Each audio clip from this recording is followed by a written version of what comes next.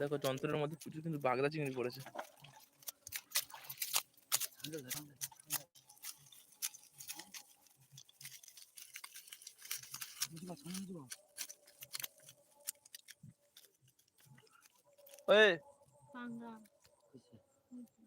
সাপ, চলো ওখানে কি সাপ, চিংড়ি দেখো ওখানে রঞ্জিত ডাকছে, কি সাপ রয়েছে বড়। কোথায় চলো, কোথায় কোথায় কোথায়,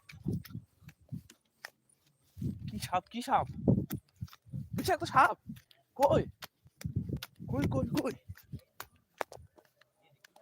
তাড়াতাড়ি তাড়াতাড়ি তাড়াতাড়ি তোমার, কই কই কই কই, ওয়াও কি সাপ এটা, হ্যাঁ রে, কি সাপ? শিকড় চাঁদা তো, শিকড় চাঁদা না? হ্যাঁ, এই কি অবস্থা, শিকড় চাঁদা সাপ, দেখো শিকড় চাঁদা,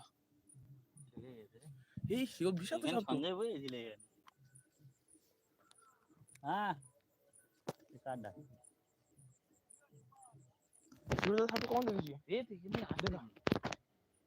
বল বল কখন দেখেছি বল। এই তো একটু আগে দেখলাম শিকড় চাঁদা সাপ রাস্তার মধ্যে, সুদীপ দৌড়ে দৌড়ে আসলো, তাই তো?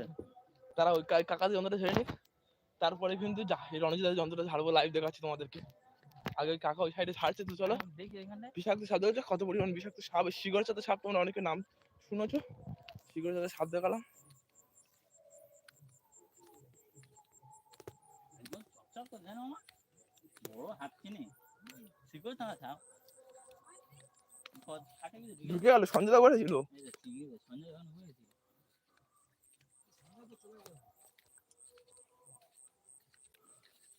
কই চিংড়ি গুলো কই, দেখাও দেখি, কমানে কমানে ছিড়ি,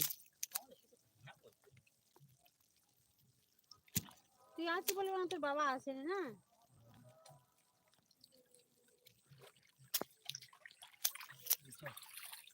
ভেটকি মাছ পড়েছে,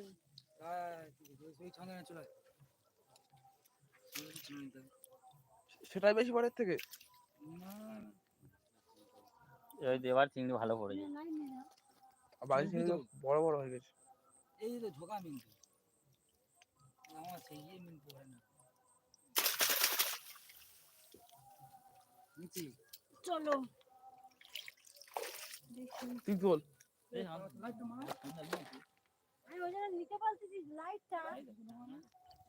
প্রচুর কাঁকড়া পড়েছে না।